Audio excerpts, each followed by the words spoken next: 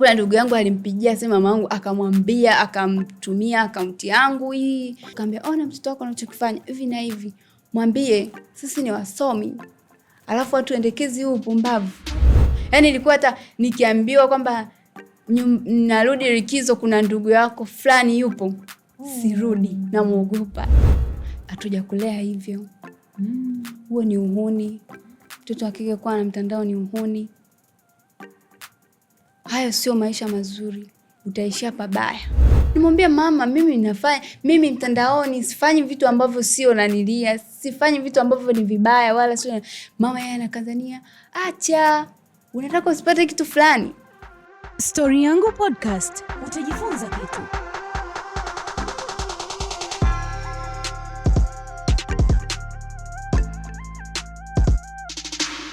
Hello guys, how are you? Naendeleaje? Karibuni sana kwenye episode nyingine ya Story Yangu Podcast. Kama ambavyo tumewaahidi ya kwamba kila baada ya wiki 2 tunatoa episode moja kwa ajili yenu, na lengo ilikuwa ni kuhakikisha kwamba mnajifunza, mnaburudika, lakini pia mnaenjoy. Na kabla tujaenda kuonana na mgeni wetu wa leo, niwakumbushe tu kusubscribe our YouTube channel ambayo ni Story Yangu Podcast na mtano notification ili uwe unawahi kabisa kuziona episode zikiwa zimetoka tu, zikiwa za moto na madini yakiwa ni ya moto kabisa. Lakini pia msisahau kutufollow kwenye social media za kwetu, kote tunatumia Story Yangu Podcast. And mgeni wetu wa leo bwana, ambaye tutapata kusikia story yake, tujifunze, tuburudike na tuenjoy, anaitwa Jackie. Ni content creator ama mwana maudhui kwa Kiswahili tutaita. Lakini pia ni msomi mzuri sana ambaye aliamua kutumia muda wake akiwa chuoni sio tu kuhakikisha kwamba anapata degree, lakini kuhakikisha kwamba anatengeneza connection nzuri ambayo itamsaidia akimaliza chuo aweze kuanza kutengeneza kipato. Na maudhui yake yamepokelewa vizuri ama yanapokelewa vizuri sana kwenye mitandao ya kijamii, ishu ambayo imemsaidia kuweza kupata endorsements kutoka kwenye makampuni mbalimbali, ambayo yani hiyo kutengeneza maudhui imemwezesha yeye kujiajiri na kutokufocus sana kwenye kuhangaika kulalamika kwamba hamna ajira here and there. So ni jambo fulani hivi kubwa sana, na leo utapata kuisikia story yake kwa sababu pia safari yake haikuwa rahisi mpaka kufikia hapa alikofika, and hopefully mtajifunza. Jackie, mambo mzima? Karibu sana bwana. Hivi shei kuanza kwamba kile kitu ambacho ulikianza kingekuja kufikisha hatua ya kwamba siku watu wanakaa na kusikiliza unachokiongea kwa safari yako? Anyways, bwana, mimi nimeshakutambulisha kwa namna ambavyo tunakujua ama watu wanakujua, lakini natamani utuambie wewe mwenyewe Jackie. Jackie ni binti, msichana, ni msomi, tengeneza maudhui, mshawishi wa mtandaoni. Okay. Yeah, huyo ndio Jackie. Wow, that's amazing. Una Jackie, umekuwa kwenye mazingira ya aina gani? Ama umezaliwa mkoa gani? Umelelewa pia kwenye familia ya aina gani? Mimi nilizaliwa Mbeya. Okay. Then darasa la 3 ndo nikaja kuchukuliwa na ndugu yangu. Nikaanza kuishi Dar. Okay. So mimi nimelelewa sana na ndugu. Okay. Sio wazazi wangu. Okay. Yeah. Na ipi ndo ilikuwa sababu hasa? Sababu unajua hamna mzazi ambaye hapendi kumlea mtoto wake.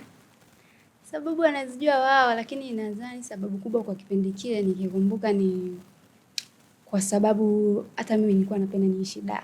Okay. Alafu ndugu zangu wengi wapo Dar. So alipotokea mtu kwamba Jackie anatakiwa aje Dar, akasema sawa, atakuja tutaishi naye. Okay. Na mimi nikaona sawa, sinaenda kukaa kwa ndugu zangu.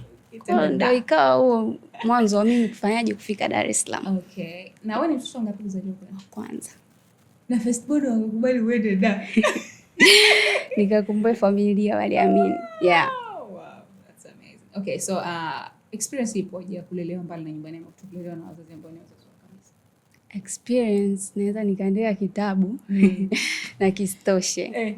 Experience ni nyingi kwa sababu pia matokeo yalikuwa ndivyo sivyo. Okay. Unajua ukiwa unalelewa na mzazi tofauti na ndugu. Alafu mimi nimetoka kule nikiwa mdogo. Kwa kuna namna mimi ukiniambia leo nikwambie mama yangu anapenda vitu gani sivijui. Ukiniambia baba yangu anapenda vitu gani sivijui. Labda vya ndugu ambaye nilikuwa nakaa naye. Kwa hiyo experience ilikuwa ya tofauti kidogo, ina maumivu, lakini kujifunza pia kulikuwepo. Kwa sababu unaenda sehemu unakaa na ndugu, wana watoto wao na wewe pia ni mtoto wa watu, kuna vitu watapewa wao. Alafu mimi nimeenda pale nikiwa kidogo, nipo la 3, mimi ni kakubwa. Alafu nimetoka kijijini huko, naonekana kidogo mimi ni energetic, yani katoto kadogo kika na nguvu. Hawa watoto nimekuta wamezaliwa Dar es Salaam, kidogo wao hawana ile wana soft life kulingana na kutokana, yani tofauti na mimi ambapo nimetokea huko. Kwa experience ilikuwa mpaka sasa hivi mimi naona experience haikuwa nzuri sana. Haikuwa nzuri. Ni changamoto gani ambazo uliwahi kuzipitia, chache tu ambazo ulisahau kwenye safari hiyo? Changamoto kubwa walikuwa wana normalize vitu. Yaani mimi kufanya kazi masaa 12 kuto kupumzika ilikuwa like ni kitu cha kawaida. Wao wanaita huyu ndo mchapakazi, lakini mimi ukiniita ile mchapakazi mimi sioni mchapakazi. Unaona uonevu. Mtoto anakuwa pia apate muda wa kupumzika, nifanye vitu vyangu pia. Ilikuwa inauma kwa sababu unakuta wale watoto ambao umekuta pale, wao wanaweza kufanya chochote na wanaweza wakalala muda ambao wanafanya kazi, lakini ukifanya wewe wana normalize kwamba huyu ni mkubwa. Huyu ni mkubwa, huyu anaweza, huyu hawezi hichi kitu, huyu ndio anaweza. Mpeni jagi, atakupa hajachoka. Anachokaje? Mtoto hakika anakuwa ufanye kazi. Sasa ukienda kuolewa huko utafanyana. Mtoto hakika ndo kwa alikuwa na normalize vitu ambavyo ni sasa mimi wakati ndo nimekuwa sasa hivi naona ile ilikuwa sio sawa. Walikuwa tu wananiaminisha kwamba ilikuwa sawa, lakini mimi naona sasa hivi haikuwa sawa. Na ukipewa nafasi ya mtoto wako aende kukaa kwa ndugu utaruhusu? I will never. Labda ikitokea akiwa na akili timamu. Sio akili ambazo mimi nimeenda hadi kuongea unaogopa. Kwa sababu pia ukiongea, mimi ilikuwa hata nikihitaji simu nimpigie mama, mtu yupo pale anakuja, anakusikiliza unaongea nini. So nilikuwa sina uwezo, utaishia tu nilikuwa nawasalimia, yani neno kubwa utakuwa umepitia pale, nilikuwa nawasalimia tu. And then unakata simu basi. Hauna kingine, unamwambia nini mama yako? Huwezi kusema unasikiliza. Huwezi kusema kwa sababu unasikiliza. Kwa hiyo mimi kama mimi nikija kuwa mama, nikija kuwa mzazi, sio kwamba anachukia ndugu au sitasema watoto zangu waende kwa ndugu, lakini watakwenda wakiwa na akili timamu. Ana uwezo wa kuongea, anaweza kama ni miaka basi akiwa hata na miaka 18 au hata yeye aamue kwamba mimi nataka niende kwa ndugu. Lakini sio mimi ninasema nenda kwa sababu mimi mamangu hadi alikuwa ananipiga. Nilikuwa sipendi. Baada ya kwenda mara ya kwanza ku experience, nilivyorudi nikawa sitaki tena kwenda. Mama akawa yeye ana ile notion, wewe upendi ndugu, je utakuja kuwa mbinafsi? Kwa nini upendi? Hao ni ndugu zako, hao ni nini? Lakini mama mimi sio kwamba sipendi, yani nilikuwa nishaanza kuhisi hapa si sahihi, si sawa mimi kuwa hapa, natakiwa niwe sehemu nyingine kama watoto wengine, ama nikue kama ambavyo watoto wengine wanakuwa, ila sio kwa namna ambayo watu wana normalize vitu kwenye maisha kwa sababu ya nimetoka sehemu fulani. Na ulijaribu kumuelezaga mama au baba na kusikiliza au kutokuamini? Nilikaa navyo. Mimi nimekuja kuongea baada ya form 5. Kwa sababu mimi tokea la 3, mimi likizo ilikuwa na uzuri. Mimi shule ya msingi nimesoma Dar. Nilivyosoma Dar, akatokea ndugu yangu mwingine akataka kunisomesha, so akanisomesha. Shule ilikuwa Iringa. So ilikuwa likizo zote naenda Iringa, na likizo zote narudi Dar kwa huyo ndugu ambaye alikuwa analea. Nilikuwa sina ile uwezo wa kusema naenda nyumbani. Ndio kwa huo muda hadi nafika form 3 mzazi wangu alikuwa ameshahamia Dar, lakini yule uwezo wa kusema unaenda kulala nyumbani ndio ulikuwa haupo. Ndugu yangu ndio alikuwa na huo uwezo wa kuniambia Jackie analala wapi, atakuja huko. Yaani mimi kwenda kwa mama ilikuwa unaenda kusalimia na unarudi kukaa huko. Na mimi nilikuwa na hisi labda na mimi nilikuwa sina ule uwezo wa kusema eti leo naenda nyumbani, naenda kulala nyumbani. Sina huo uwezo. Nitaenda nyumbani, lakini na mimi nikifika kwa nikiangalia mazingira ya nyumbani ananiambia hutakiwi kulala hapa nyumbani. Rudi kule ambako umelelewa. Kwa hiyo inakulazimu tu urudi kule.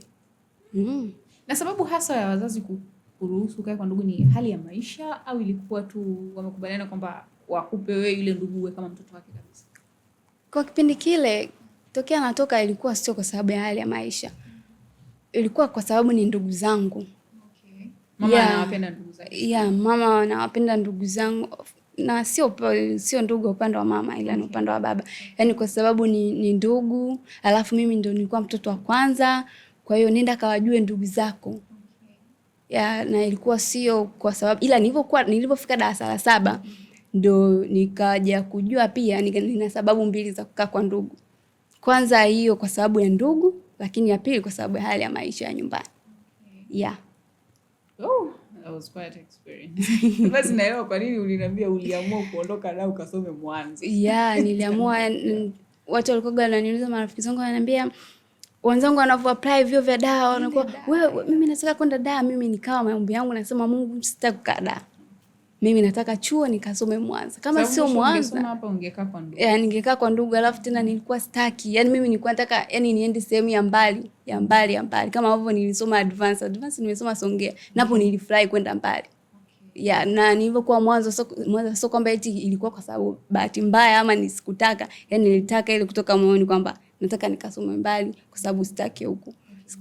Sitaki nikae Dar es Salaam. Okay. Na hali hiyo ama malezi haya ya ndugu na ugumu wa haya maisha ilikufanya kwa namna moja ikushushe kielimu au ndio ilikupush kusoma zaidi ili uondokane na mazingira?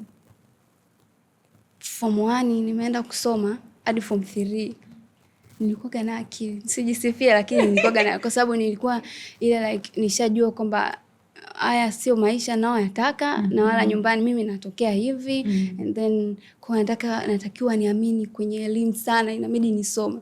Kwa mimi nimeenda pale form 1, ukiwatafuta top 5 msichana utamkuta Jackie pale wa kwanza. Waliosoma na mimi walevo watakuwa wanakumbuka. So nilikuwa nasoma, ile ilikuwa yani ile ugumu wa maisha ndio ilikuwa inanipush mimi kusoma. Yani nasema mimi elimu ndio mkombozi wangu, sina kingine tena hapa. Yani mimi nipata elimu nzuri, maana yake na maisha mazuri. Okay. Na sasa tuende kwenye maamuzi yako ya kusoma chuo sehemu tofauti. Hakukuwa na kipingamizi cha aina yoyote? Hakukuwa na kipingamizi chochote kile. Hawakujua lengo lako? Hawakujua lengo langu. Okay. Hawakujua lengo langu. Mimi ndo nilikuwa najua. Okay. Na mimi ndo nilikuwa nataka. Na wao waliona sawa tu. Okay. Sawa, si atakuwa anaenda afu anarudi. Okay. Lakini hata likizo zilizokuwa zikifika chuo, labda ile likizo ndefu ambayo nikisema miezi mitatu siwezi kukaa kwa rafiki au ndio nitarudi nyumbani, japo utarudi kusoma nyumbani. Okay, ni nyumbani kwa ndugu. Utarudi kwa sababu hivyo tu. Hamna option nyingine. Lakini mimi nilikuwa sipendi likizo. Yani nilikuwa natamaningi hata chuo kingekuwa kinatoa nafasi kwamba kama hutaki kukaa nyumbani kurudi, nilie hostel zipo, kwa sababu mimi pia nimekaa hostel za ndani. Mtakuwa tu mnalala huku ndani. Kwa wenzako wanafurahia, kesho mtihani wa mwisho tunaenda nyumbani. Mimi sasa okay, tunaenda kuanza maisha mapya. Kwa nilikuwa sipendi pia likizo wala sipendi kurudi nyumbani. Yani mimi nilikuwa nataka nikae huko. Na kwa ndugu, tukiachana na sababu ushawahi kutoa story nyingine kuhusiana na kukaa kwa rafiki na ukapitia aina fulani ya unyanyasaji. Kwa ndugu ushawahi kupitia unyanyasaji wa kingono? Yeah, nimewahi kupitia. Ni rafiki ambaye kama ni hizi likizo, kwa sababu siendi nyumbani, nasema tu unapata rafiki yangu, basi twende nyumbani. Kwa mimi nilikuwa na danki. Mimi yani kwenye sehemu zangu za elimu nilikuwa na danki sana kwa watu wangu wa karibu. Okay. Yani sitaki kabisa mambo ya kurudi nyumbani. Okay. Kwa hiyo ilikuwa mtu kama karibu namwambia tu, mimi sijisikii kupigana, sijisikii hivi, naweza nikamwambia twende. Kwa nikapataga mtu akanambia twende nyumbani tukakae. So nikaenda kukaa na alikuwa rafiki yangu. Rafiki yangu sana. Yani yule ndo alikuwa ananijuaga mimi. Nilikuwa nimemwadisia situation zote yani ninazozipitia, akaniambia usijali, twenda nyumbani, tenda kukaa tu na takachukua sisi na wewe utakula. Wakanipokea vizuri, wazazi wao wakanipokea vizuri. Yani tukaanza kwa namna hiyo tukuishi until then. Yule sasa baba yake akaniomba namba, akasema mwanangu, leo nigie namba, kama rafiki yako utakopo hayupo nitakuwa nakwambia wewe, labda ukachukua kitu walikuwa wanaduka, ukachukua kitu fulani ulete nyumbani. So mimi nikampa kama baba, kwa sababu pia ni mtu mzima. Sasa mambo yakawa ndivyo sivyo. Akaanza kunitongoza kwenye simu. Yani ananionyesha dalili zote kwamba mimi nakuhitaji. Hata ingekuwa kama ndo tumekaa hapa tunakula labda. Yule baba utaona anaonyesha kwamba wewe, yani ukimwangalia huyu mtu ananitamani. na siwezi kumwambia rafiki yangu wala siwezi kumwambia mama yake, kwa sababu mama yake mimi nilivyokuwa nakaa pia huko kwa watu nilikuwa pia nafanya kazi. Kwa watu pia walikuwa wananipenda kwa sababu Jackie ni mchapakazi, so mvivu. Yani nitaamka yani nitafanya kazi, yani nishazoeshwa huko kwamba ni kitu cha kawaida hiyo kazi. Kwa nilikuwa pia watu ambao nilikuwa nakutana nao kwenye maisha yangu walikuwa wananipendea kwa sababu ya kazi. Kwa hiyo mama pia alikuwa ananikubali. Kwa nikajifikiria hata nikimwambia mama ndio nini, ndio inakuaje. Watu wana ni familia. Ni familia, sasa nitamwambia ili waje. Sina mtu wa kumwambia na wala na pia nilikuwa nawaza rafiki yangu, siwezi kumwambia rafiki yangu kwa sababu yule ni baba yake. Inakuaje?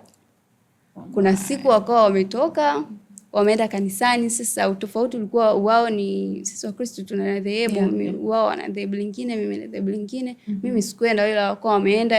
Yule baba naye alienda, lakini alikuwa amewahi kurudi. Na mimi najua tu sasa kwa vile mimi alishanionyesha kwamba ananitaka, so hata mimi nilikuwa namuogopa.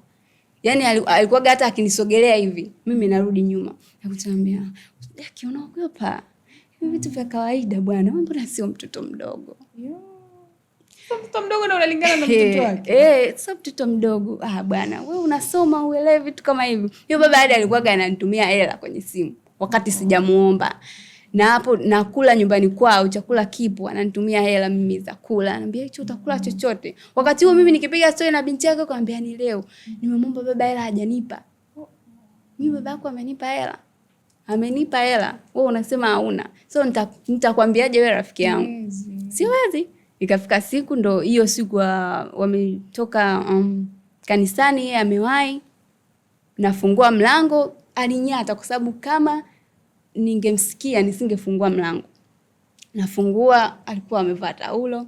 And then hivyo naambia vipi yana anomalize Jackie hivyo na nini. So nilichukia na kitendo ambacho nataka kukifanya hakikufanikiwa. Japokuwa iliniumiza na nakumbuka nilikuwa naogopa kiasi cha kwamba nilikuwa nalia. Yaani nilimlilia. Yaani nilipokuwa sasa nalia, nilikuwa nakumbuka pia kwamba mimi nakaa huku kwenu kwa sababu nakimbia nyumbani. Sasa kwa nini naona nifanyia hivi? Na nakaa hapa kwako. Kwa nini? Hii hali labda mtu ingetokea ametukuta au rafiki yangu ndo ametoka hivi, ndo ametoka huko na nilia. Na hapo namwambia kwamba sogea, ondoka, yani nataka kwamba uondoke ili familia yako isije ikakutana na hiki kitu kwa sababu hakuna mtu anaweza akaniamini. Mimi ndo nitaonekana mbaya. Na yule baba ukimuona ni mtu uwezo kudhani kwamba eti ni mtu ambaye yuko hivi. Hapana, uwezo kudhani.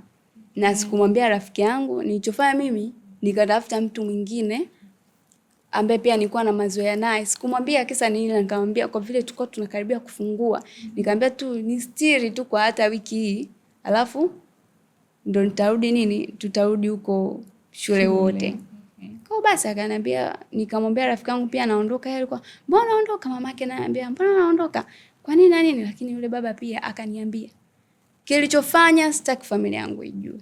Na ukisema utanijua mimi nani. Ukisema utanijua mimi nani." Akaniambia kwanza mke wangu hawezi kukuamini wewe. Wewe ndo mbaya hapa. Iliniumiza kwa sababu yani alikuwa na ujasiri hadi wa kuniambia mke wangu na mwanangu hawezi wakakuamini wewe. Sasa kwa nini wewe ulikuwa unanifanyia vile? Sababu anajua uwezo ukaathiri kwa namna. Niliondoka pale nikiwa na hasira na yeye, lakini nilikuwa na hasira ya familia ile pale yote.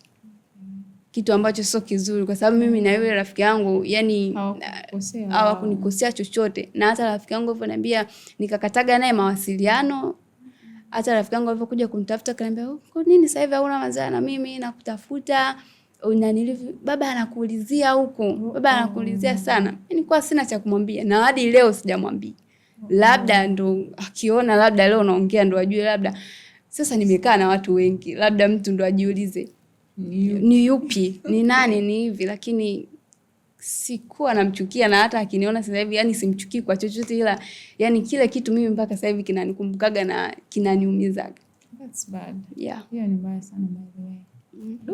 Sasa ilikuwa ni likizo ya mwisho au ilitakiwa tena uendelee kwa ndugu ili umalize shule ndo urudi? Hapana, haikuwa likizo ya mwisho. Okay. Haikuwa likizo ya mwisho. Haikuwa likizo. Yaani ni kale ilikuwa ni zile likizo fupi. Ulikuwa form 5 form 6? Hapo nikitaja nipo ngapi? Atajua. Okay. Sema ilikuwa tayari unakaribia kumaliza hiyo level ya elimu, kama ni O level au ni advance au ilikuwa bado ni kuna mwendo? Naendelea kuwa na mwendo. Sasa uliwezaje ku maintain sasa? Ilikuwa inakubidi urudi tu kwa ndugu au ulikuwa unafanya? Niliendelea kuwa na dankidanki kwa hao marafiki ambao unakutana nao wapi chuo, na uzuri watu walikuwa wananipenda kwa sababu ni mtu ambaye pia nilikuwa na uwezo. Unajua shuleni ilikuwa kuna wale watu wanakuwa na urafiki na wewe kwa sababu una akili ama una kitu fulani. So ilikuwa tu mimi nikisema tu yani mimi nisikia hata kwenda nyumbani sasa hivi. Tuta nyumbani, si wiki mbili tu tutakaa pale sina nini, kwa namna hiyo. Yani mimi na escape nyumbani kwa namna hiyo. Hivyo ndio walivyokuwa wananisaidia. Kwa kweli umeyapitia Jackie. Acha tu ufanikiwe mwanzo na maisha yako. Anyway, sasa wewe kwanza content creation ulianza ukiwa chuo. Hivi ilikuwaje yani mpaka ukaanza kurecord ile content ya kwanza ukapost TikTok? Mimi kabla ya kuanza kupost nilikuwa naandikaga memes. Nilikuwa naandika afu nilikuwa na post tu status. Sasa kuna siku nikaa nimekiandika hiyo kimeme, hiyo rafiki yangu anaitwa Julia akaniambia, "Unajua Jackie na nile chako nimecheka. Huo unajua hizo usichukue afu huo unaongea, huo na post TikTok." Nikamwambia mimi na TikTok hapana. Kwa mimi content nimeanza nikiwa kama sio mwaka kwanza mwishoni chuo, basi ninapoingia mwaka wa pili. Sasa kwa kipindi kile TikTok ilikuwa kuna wale ma TikTokers ambao wana lifestyle fulani hivi. Ukimwangalia mtu unasema huyu ni mkaka handsome, ukimwangalia mdada unasema sasa mimi na sura yangu hii utafanyaje TikTok? Nikasema mimi na TikTok, anambia yani hiyo ndio ilikuwa notion yangu kwa muda ule kwamba TikTok tayari ya watu fulani, mimi siwezi nikaingia TikTok, nani atanisikiliza? Hapana. Alafu ma TikTokers wa kipindi kile pia walikuwa na lifestyle yao ambayo ilikuwa ya umimi. Unajua content creators wengi sasa hivi wamejiachia, yani wanashare, wanasapotiana, lakini wakule ambako nimetoka mimi wote walikuwa wamefungamana sana, like sisi wale wakule ni wale wakule. Kwa hiyo ilikuwa vigumu sana mimi kwanza. Content yangu ya kwanza niliongelea wanaume. Hiyo ndio ikaenda. Na ilienda kwenye namna ambayo watu miss, unajua ile watu walikosea kuelewa nimemaanisha nini.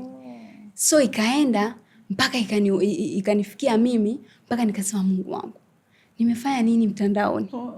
Huko mafikiri Jackie umepostiwa. Sasa off yangu ya kwanza ilikuwa ndugu zangu wakiona. Huyu tumempeleka na nilia wakati hata mimi naenda chuo, simu nilikuwa siruhusiwi kushika. Yaani mimi simu nimeanza kujinunulia mimi mwenyewe. Yaani ilikuwa wewe unachotaka maliza chuo kwanza. Sasa utaishije chuo bila simu? Maliza chuo kwanza. Wewe unachotaka maliza elimu kwanza, ndo utapata hivyo vingine. Maliza. Hata ukiomba unakitaka mimi nahitaji PC. PC ukiajiriwa utanunuliwa. Utanunua. Kwa off yangu ya kwanza nilikuwa ndugu zangu alikuwaje.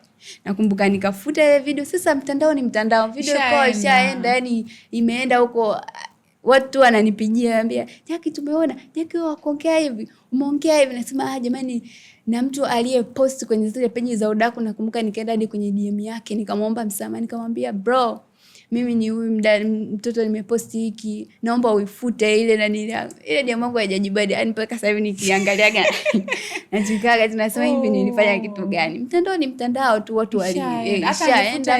Hata angefuta watu walikuwa wamesave, na wengine bahati mbaya walikuwa wananitumia hata WhatsApp kwamba video yako ndio hiyo, na nikasema mngejua. Nikaenda kulia kwa rafiki yangu nikamwambia Juli nimefanya hivi. Sasa yule ndo akawa ananiambia, akaniambia Jackie, huo ni mtandao. Wewe ushafanya na ushafanya. Wewe unataka kufanyaje? Hawezi kubadili. Unataka kufanya. Nikakosa amani. Yaani unajua amani, na amani nimekosa, nasema Mungu wangu, hivi mwisho wa elimu yangu itakuwaje ndugu zangu wakiona? Mimi nasomeshwa ujue. Sasa itakuwaje wakiona hapa? Na ndugu zangu ni wakali. Wakali. Yaani mimi ilikuwa kuna ndugu yangu hata akiniambia hujambo, mimi natetemeka, nashtuka. Nasema Mungu wangu. Yaani ilikuwa hata nikiambiwa kwamba narudi likizo kuna ndugu yako fulani yupo, sirudi, namuogopa. Ila sasa hivi simuogopi. Nilikuwa namuogopa. Kwa video zangu ndo zikaanza hivyo, zikaenda kadri nilivyokuwa naendelea kufanya, ndo nilikuwa najua pia audience ni watu gani, watu wanapenda vitu gani. Ndio maana content zangu za kipindi kile huwezi kuzifanisha na sasa hivi. Unakutana na watu wanakuambia Jackie, hivi sio sawa, hivi ni sawa, tumia hivi, fanya hivi, utatoboa. Kwa hiyo ndo nikaanza kwa namna hiyo. Sasa ndugu walipokuja kuziona, mapokezi yalikuwaje?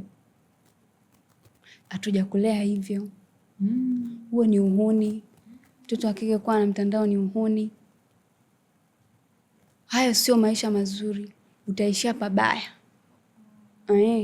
Hao ndio walikuwa maneno. Na kama utaendelea hivyo, maana yake wewe hutaki kusaidiwa. Sisi tumekupeleka, sisi tunakusomesha. Sio kwamba ufanye vitu hivyo. Kwa maana elimu, na kusema kweli sio kwamba nilikuwa nafanya vile elimu nimeiacha pembeni. Yaani mimi nilikuwa nafanya huku na pia nafanya huku. Na sasa kipindi kile nafanya pia hatujajua kwamba mtandao unalipa au ukiwa mtandaoni una faida gani. Nipo mwaka pili kama sio watatu hivi ndio najua kwamba mtandao ndio unatakuwa ni ushio kwa sasa hivi.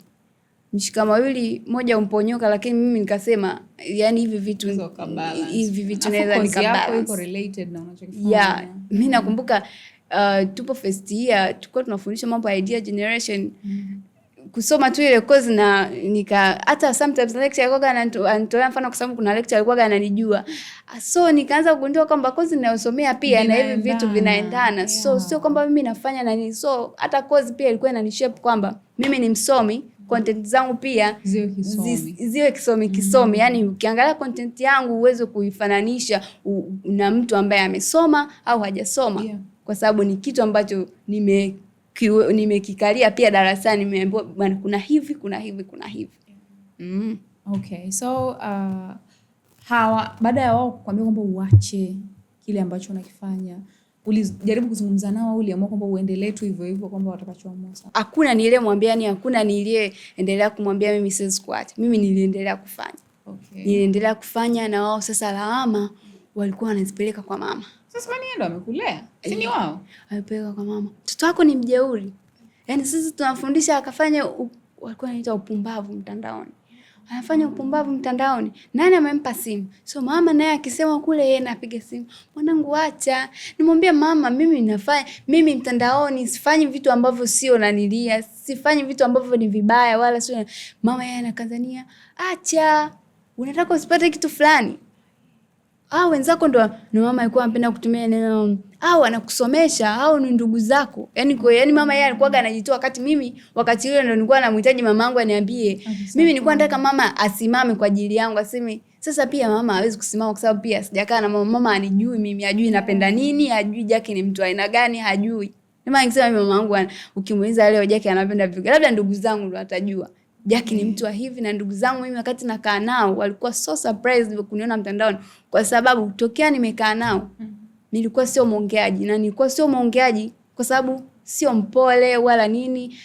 Yaani kwa hata nikiongea hawanisikilizi. So mimi chochote utakachonifanyia mimi nipo kimya. Sawa wewe fanya unavyoona, fanya mpole. Alikuwa ananiita mpole. Nilikuwa sio mpole. Ulikuwa tu unakaa kimya. Nilikuwa tu nakaa kimya. Kwa sababu pia ukiongea hutaki kuongea. Wewe ni Mswahili. Wewe nini? Wewe sio ambaye tumekulea. Kuna namna fulani hivyo walikuwa wameninormalizishia hivyo vitu kwamba utakiwa kuwa hivi ndio sawa. Kwa na mimi ukiongea hapo Kwa ndio maana pia kuja kuniona mtandaoni walishtuka kwamba huyu sio Jackie. Amebadilishwa na chuo. Mama yake anamlea vibaya. Mama yake hivi na nini. Ibrahim akaanza kupa mama yangu sio na nini huko. Mpaka kuna siku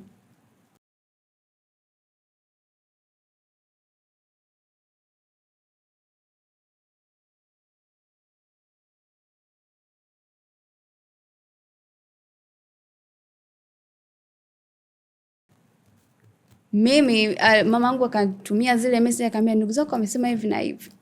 Na mimi sina cha kusema. Basi wasikilize. Na hapo nipo chuo mwaka wa pili. Sasa mimi ukiniambia mwaka wa pili sio tena yule wa mwaka wa kwanza wa darasa la 7, darasa la 5. Yaani chuo mwaka wa pili unajua unaongea na mtu ambaye ni mtu mzima. Najua hichi ni kizuri, hichi ni kibaya. So nikampigia huyo ndugu wangu fulani na nikamwambia huko nalia, nikamwambia bro, mimi naomba uniache. Yaani mimi umri ambao nimefikia sio wewe sio wa kutokujua hichi ninachokifanya ni kizuri. Alafu sasa uzuri kwa ule muda TikTok tayari ilikuwa ishanionyesha kwamba naweza nikafaidika na kitu. Mimi mtu wa msanii ananitafuta nimfanyie challenge napata hela. Mimi nimeacha kuomba hela ndugu zangu mwaka wa pili, semester ya pili. Kwamba sipigi tena ndugu, naomba hela ya nini? Mimi tayari nilikuwa yani na sehemu zangu. Yani hata kama mtu hajana. Na uzuri pia mimi Mungu alikuwa ananibariki na kukutana na watu ambao wapo pia kunisaidia. Yani mtu unamwambia tu vile sina kitu, anambia nitakupa. Na anipi kwa sababu eti akisubiri aje kuniomba kitu fulani kutoka kwangu. No, yani ananipa kwa moyo tu kwamba I just give you. Mungu yani kuna namna Mungu pia alikuwa ananisaidia. Yani mtu mimi akiniona atanipenda, atanipenda sio sasa kinanilia. No, yani tu atanikubali. Amenipa kibali mpaka sasa hivi kwamba nikikutana na mtu anaweza akanisaidia nikimwambia nina kitu. So nilivyo pia nijua kwamba nina hicho kitu, mimi nikaachaga kuambia, nikaacha pia kuambia ndugu zangu kwamba sasa hivi naombeni mniache. Kitu ambacho hadi leo mimi na hao ndugu zangu kiliharibu mahusiano. Mpaka sasa hivi mimi sijali nikikutana na ndugu yangu hata wapi, hata sitokusalimia, it's okay for me.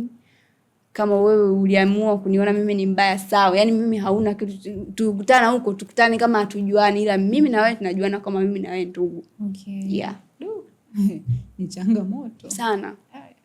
Yani kuishi maisha ambayo hauna mtu unaweza ukamgeukia hawe upande wako, it's very na hamna pia mtu anayekuamini. Maana ukiongea unaonekana wewe hauna unachokijua. Hao ndugu zako ndo wanakijua kwa sababu hawa ni wakubwa, hawa wanakusaidia. So hawa ndo nako wakunanilie, uwasikilize. Mimi hata leo kama una nia kunisaidia, usinivunjie heshima.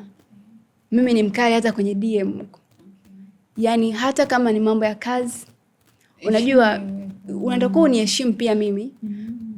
Usijui pia content creators au influencers au TikTokers watu wengine wanawachukuliaje, hasa wa kike. Sijui wanawachukuliaje. Wanaonekana kama ni wadada mjini ambao ni warahisi sana pia. Kitu ambacho sio cha ukweli. Mtu anakutafuta saa 6 za usiku, anakuambia nina kazi kwa ajili yako. So kabla hujafungua unaisoma, lakini unaamua tena uisome.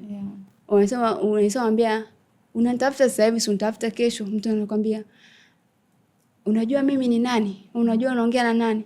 Sasa mimi hiyo nanisaidia nini?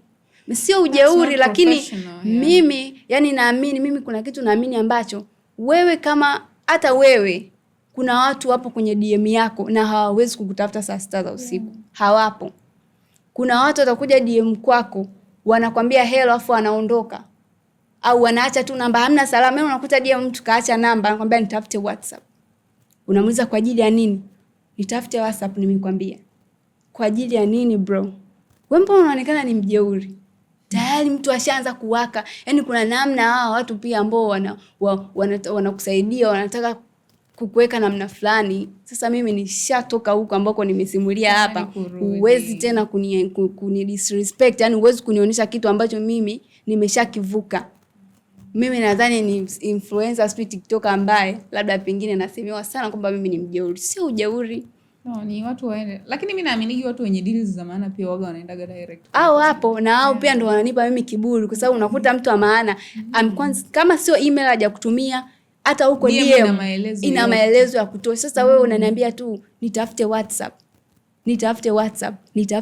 Ukiulizwa pia nani, unaniambia kwani unijui mimi ni nani? Mimi nakujuaje wewe? Kwa sababu mtu kapiga picha na msanii kawekewa kibega hivi, basi ndio anafikiri DM yangu anakuja kunionyesha kwamba mimi ni mtu wa aina gani. No, hauwezi kufanya kitu kama hicho kwangu. Hapana.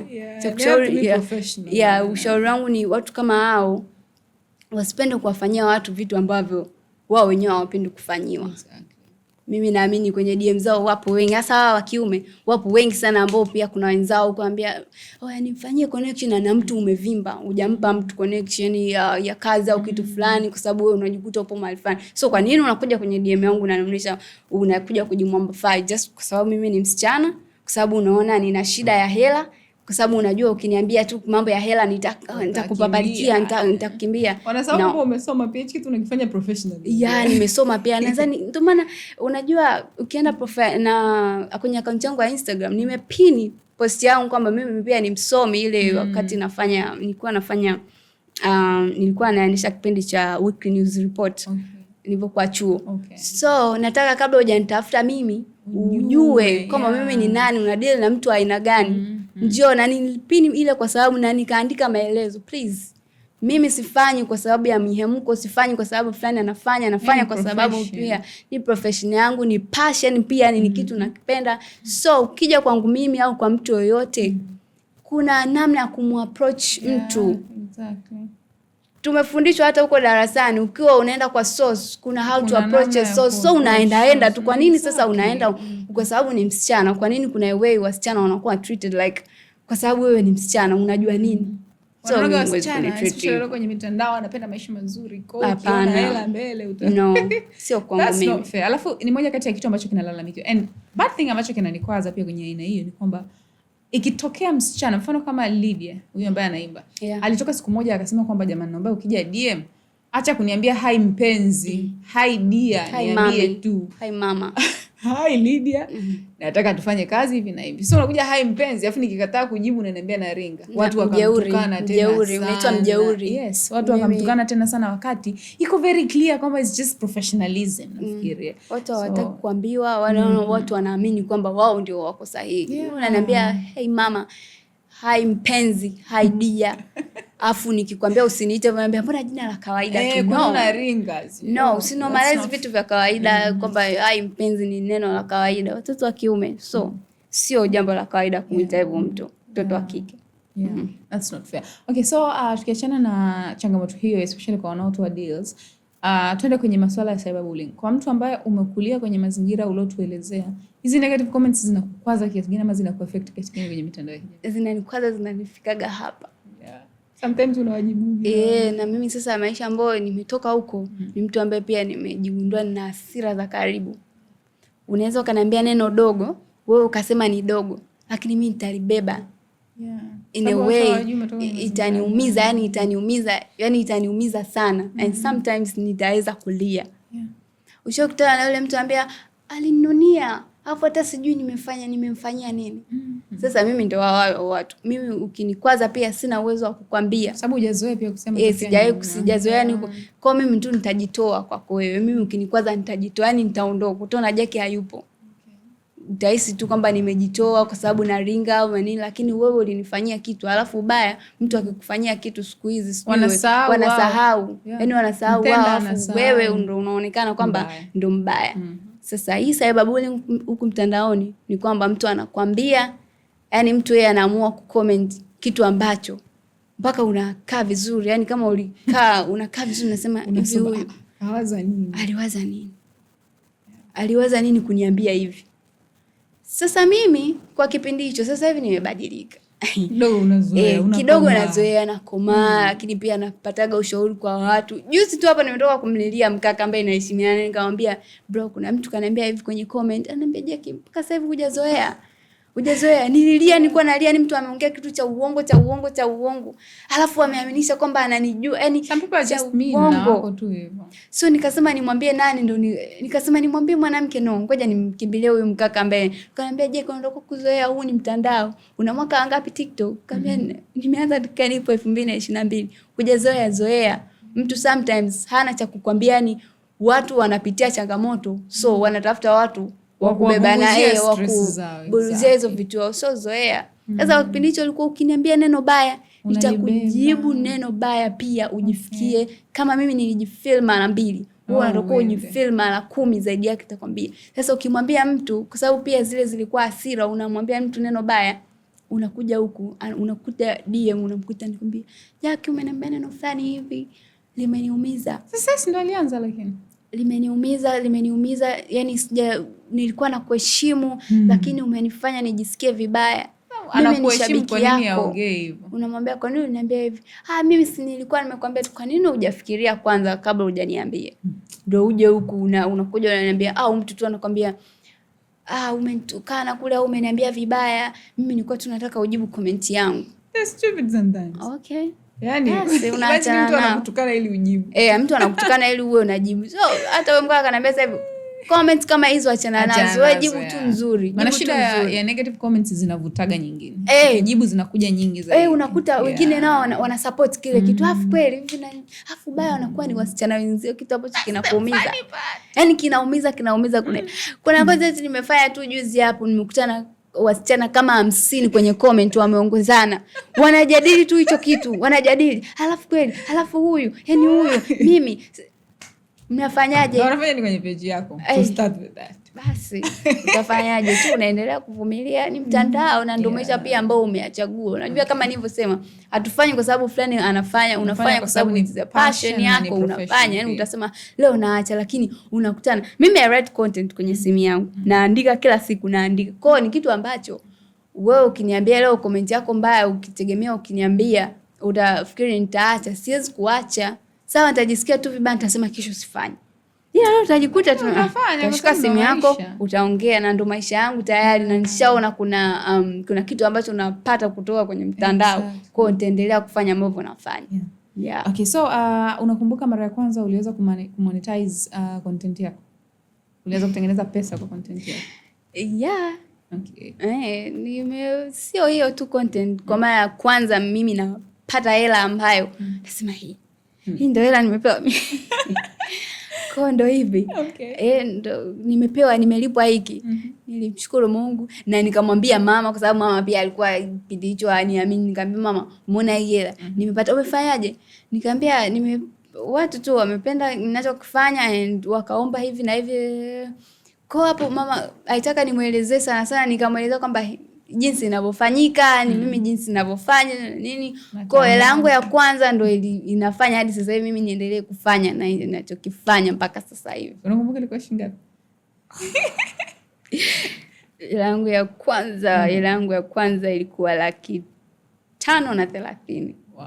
Hiyo ndo mara yangu ya kwanza. Ni hela nyingi ndugu yangu. Sana. Ushazoea kuomba hela za watu za masimango, hapo unakuja kupata hela yako. Nilipata hiyo hela tena nikiwa chuo. Mimi nakaribia kwenda chuo, so nikasema afu chuo tuko na pekea 600. Kwa hiyo kasema Mungu, kwa hiyo nimepata hiki. Alafu sasa uzuri wa yule mtu, kuna watu ambao yeye hakuniambia kwamba tukulipe shilingi ngapi au nini na nini. Yeye aliniambia hivyo. Haukuwa mkataba ambao nikaja kugundua baadaye kwamba pia kuna mikataba. Yaani ile ilikuwa tu mambo ya kuelewana kwa mdomo. Yeah. Sasa hivi kuna hii mambo ya mikataba kwa sababu kuna mtu pia akaja tukaelewana kwa mdomo na mambo yakawa ndivyo sivyo. Okay.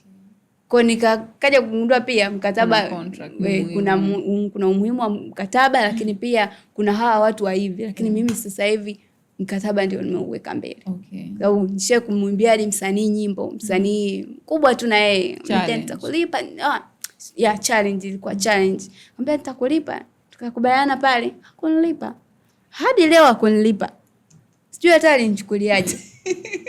Hadi leo hakunilipa, na nina namba yake WhatsApp na unaga, nasema mkaka siku akija kujichanganya. Tabia. Wewe msanii hukunilipa wewe. Alafu ulinormalize, kwa nini hukunilipa? Yaani ile langu bado inaniuma. Wanajisahaulisha, wasanii wanajisahaulisha. Yaani mtu anakuja DM kwako vizuri kabisa, na challenge naomba nifanyie. Unafanya kwa moyo wako, unajichetua vile unavyoweza wewe. Alafu mtu eti unasubiri kitu chako, ana blue tick message. Hakujibu chochote. Kwa nini sasa ufanye hivyo? That's not good. Kwa sababu hata nao wana professional. Umwache atazulumiwa kwenye show. Atakuja, najua atarudi. Yaani najua atakuja kunitafuta, ataomba nipa. Hicho ndo naamini. Subiri hiyo siku tumnyooshe. Anyways, Jackie bana, nimefurahi sana kupiga story na wewe. Lakini kwenye safari yako nzima ya content, ni kitu gani ambacho ushakipitia iwe kizuri au kibaya na uwezo kusahau? Kitu kizuri au kibaya, nishawahi kualikwa sehemu.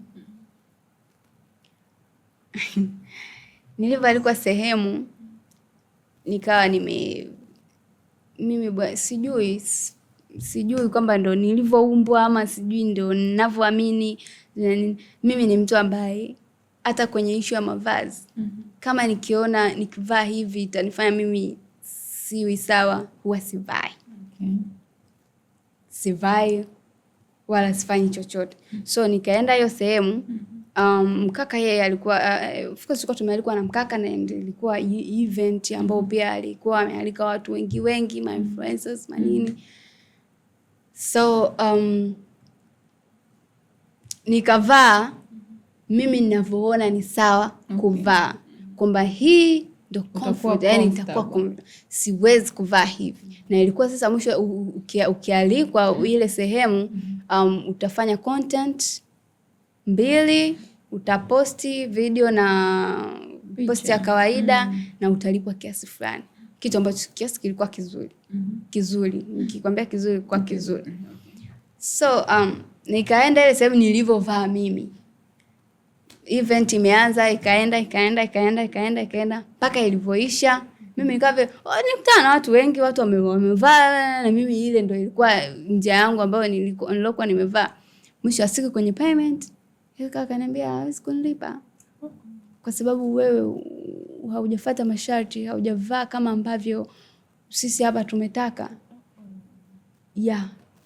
Nilikuwa naenda mavazi ambayo haupo comfortable kuvaa. Siwezi kuvaa vile kwenye maisha yangu yote. Labda uwe mtu sijui, yani sijui uwe mtu gani, yani mimi huwezi kunivalisha vile. Ni sawa kwa mwingine ni vazi la kawaida, lakini kwangu mimi hapa siwezi. So akaniambia kwa na mimi kuongea, kama unajua sisi wasichana uoga tunaongea vibaya, ile mimi nikajikuta tu na hasira, nikamwambia wewe utanilipa. So ukatokea pale ugomvi, akaniambia maneno mabaya. Mimi hasira yangu ni nini? Kulia.